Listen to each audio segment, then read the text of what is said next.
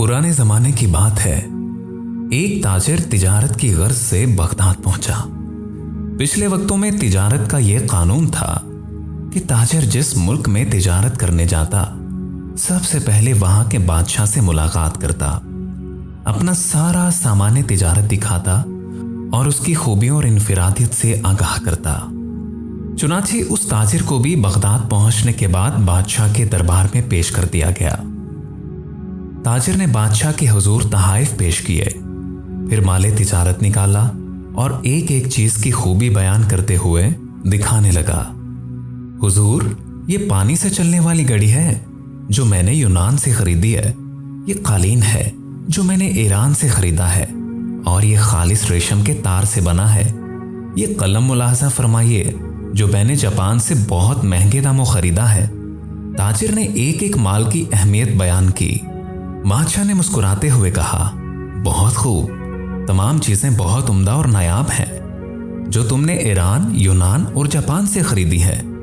लेकिन यह तो बता कि तुम्हें हिंदुस्तान में हमारे शायान शान कोई चीज नजर आई? ताजिर ने बादशाह को मुतासिर करने के लिए कहा, यूं तो बादशाह सलामत, आपके शायान शान बहुत सी चीजें थीं, लेकिन जो चीज मुझे पसंद आई उसको हासिल करने के लिए मुझे कुछ अरसा वहां कयाम करना पड़ा, जबकि मेरे पास सिर्फ 2 दिन का वक्त था। बादशाह ने पूछा, अच्छा, वो क्या चीज थी? ताजिर बोला, जनाब, वो एक मोती है और उसकी खास बात यह है कि वो दूसरों को बांटने से बढ़ता है। उसको कोई चुरा भी नहीं सकता और उस मोती से बहुत सारे जेवर भी बनाकर पहने जा सकते हैं। बादशाह बहुत मुतासिर हुआ और कहने लगा, मैं उसे हासिल करना चाहता हूं। उसने फौरन अपने खास वजीर को मां सामानो सवारी इस हिदायत के साथ रुखसत किया कि अब वो मोती लेकर ही लौटे। वजीर अपने मकसद के लिए निकल पड़ा।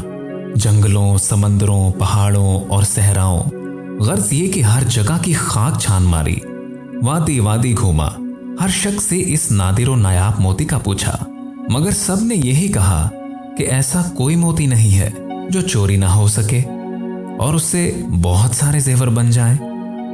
लोग उसकी बात सुनकर हंसने लगे और कहते, मुसाफिर पागल हो गया है। यूं ही महीनों बीत गए, नाउम्मीदी के साए गहरे होने लगे, लेकिन बादशाह के सामने नाकाम लौटने का खौफ उसको चैन नहीं लेने दे रहा था। वजीर ने हर मुमकिन कोशिश कर ली कि ऐसा मोती मिल जाए, लेकिन यह ना मिला, सो उसने वापसी का इरादा कर लिया।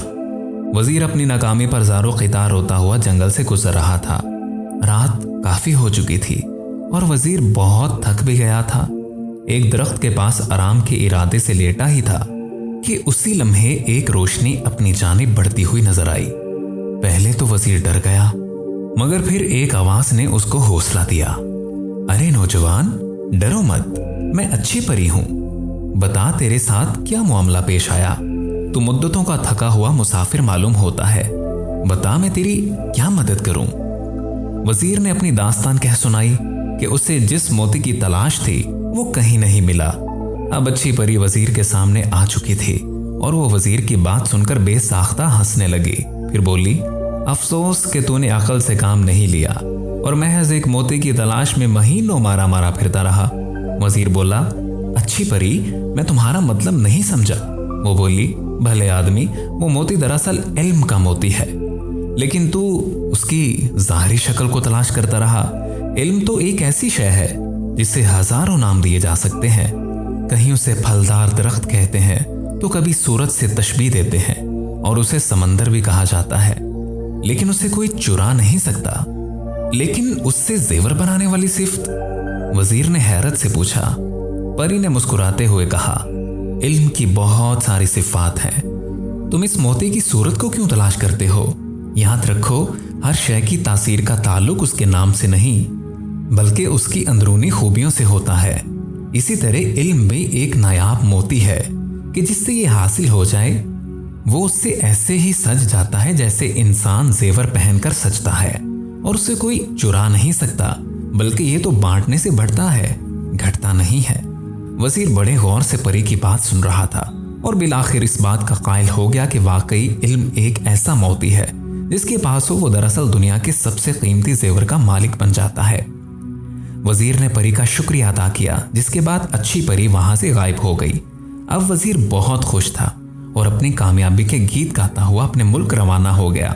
वहां पहुंचकर उसने बादशाह को इल्म के मोती के बारे में बताया और समझाया, तो बादशाह भी परी की बात का कायल हो गया कि सिर्फ इल्म ही वो मोती है जिसे कोई चुरा नहीं सकता। प्यारे साथियों, इल्म एक ऐसा मोती है जिसकी चमक दमक जमीन से आसमान, फर्श से अर्श तक है, और इल्म की इस रोशनी में ही इंसान इस कायनात के खालिक व मालिक तक रिसाई हासिल कर सकता है। मजीद ऐसी ही इल्म से मुज़य्यन खूबसूरत कहानियां सुनने के लिए हमारे चैनल ईमान स्टोरी ऑफिशियल को सब्सक्राइब कीजिए और अपनी दुआओं में याद रखिएगा। अल्लाह हाफिज।